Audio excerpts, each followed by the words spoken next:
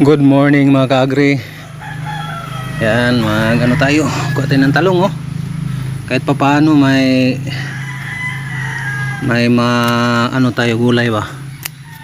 Yan, pruning mo na mga ka-agri oh.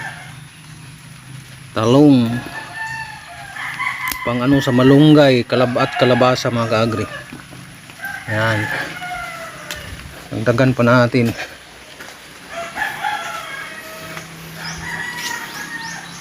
Pa mga ka-agri, mabutit may na buhay na talong. Ito lang sa harapan ng aming bahay mga ka-agri, yung talong na to. Tinayan dito pa.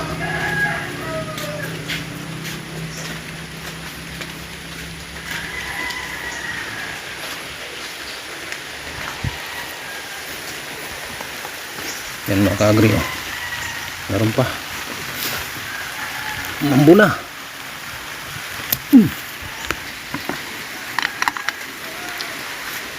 Mga ka-agri.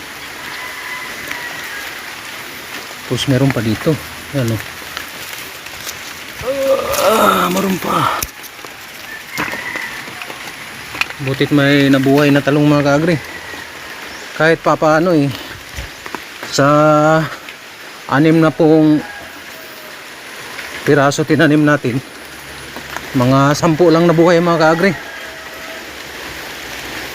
Meron pa dito, umambo na. Yan, kinagawanan to nung una to na ang ano mga ka-agri, ilang beses eh. Kahit pa paano meron tayong ganyan mga ka-agri. Yan, umambo na. Libre na yan, pang ano sa gulay, sa malunggay at saka sa kalabasa ba. Tingnan mo, tinitira oh. Yan, yan lang na buhay natin na ano, sa mga nasa mga 10 puno lang ba.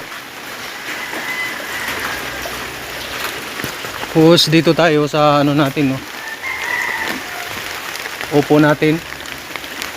Yan, upo natin mga ka-agri. Mani ay lalim. Yan yung upo natin nagsipag-anuhan ha. Ano, ayun pa doon. Yan ang ating upo. Mga 2 linggo to mga ka-agri, pwede na tayo maka-harvest nito ng ano mga ka-agri, pang sariling ano lang. Ayan lang po ating video ngayon. Maraming salamat yung panonood. God bless.